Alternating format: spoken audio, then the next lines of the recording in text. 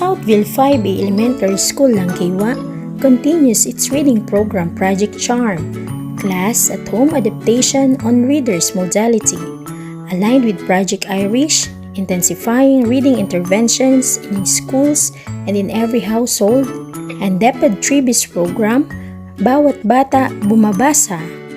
And now, it's a story time! Wow, fairy tales. Once upon a time, there was a poor woodcutter family. They had two children named Hansel and Gretel. Although they had been really hardworking, they still didn't have enough money to raise their children. Due to the poor condition with starving for days, the mother passed away, then Hansel and Gretel were still kids.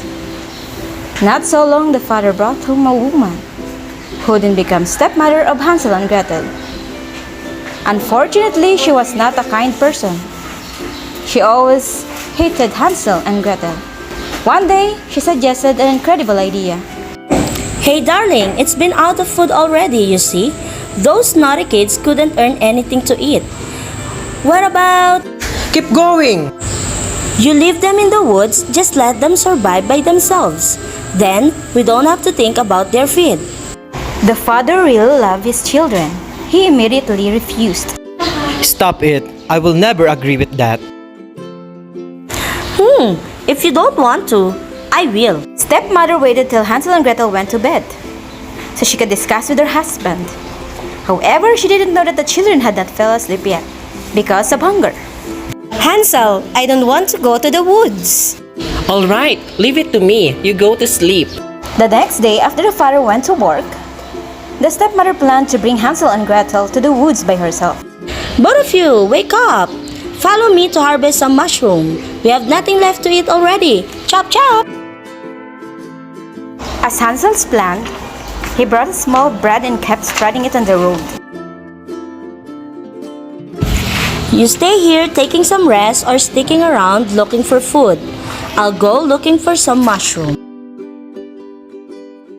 It's high noon, and the kids didn't see any sign that their stepmother would come back.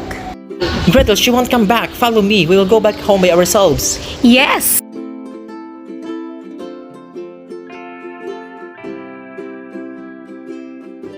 Hansel and Gretel got home. They saw their father was hurriedly and boldly preparing to go to the woods to find them. Hansel, Gretel, are you all right? It's okay, Dad. We're just hungry. I have been looking for hours, but there is no mushroom. You! How could you forget about them? Oh well, I'm getting old. I might forget something like that. After a week, the village was deeply into poverty again. Again, the stepmother planned to have her children abandoned in the woods. This time I need to go deeper, farther, so you brats couldn't come back anymore. Fortunately, Hansel and Gretel had not slept yet because of the insect. They found the stepmother was walking by, so pretended to sleep. Hence, what the stepmother whispered and forced Hansel to remind about his old plan. It's early morning when the stepmother walked Hansel and Gretel. She decided to go to the deepest of the woods, with a very complicated path so the kids couldn't remember. Hansel still believed in the breadcrumbs that he spread along the road. It took them a very long time to find a stop. The kids were exhausted because of the long walk. They laid against each other and fell asleep. Till they woke up, it's already night. Hansel tried to find the breadcrumbs they spreaded, but there were nothing left on the ground. Unfortunately, the key to solve the problem was ruined by the birds. Oh no! The birds ate all the breadcrumbs. What should I do now? The kids wandering around the woods. They tasted everything that they could to survive.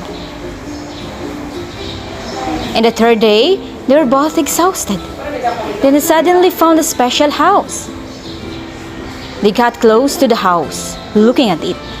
The wall of bread were covered in cream, under the roof of a strawberry cake, which holding black chocolate shape in the window, and even the knob was made of white chocolate. The boy and the girl immediately felt their hunger gradually rose, being kids and obsessed by the hunger. Hansel and Gretel just wanted to fulfill their stomach. Without hesitation, they grabbed some cakes and bread to eat. Suddenly, the door opened. An old lady stepped out to astonish both Hansel and Gretel that made their food drop onto the ground. Hi, are you hungry? Come on in. I will get you some delicious food and even a warm bed for you. Hansel and Gretel felt that it's just like a dream. Actually, the old lady was a witch who likes to eat children. She made this cake house to attract young boys and girls.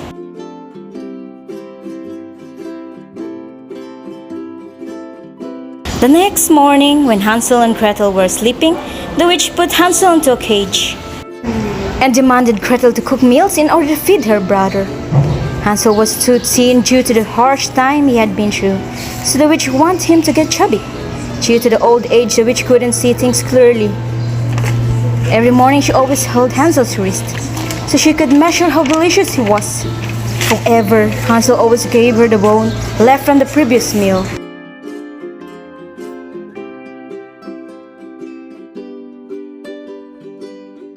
After 1 week, she didn't feel any change from the bone. The witch went mad. Gretel, where are you? Where is the water?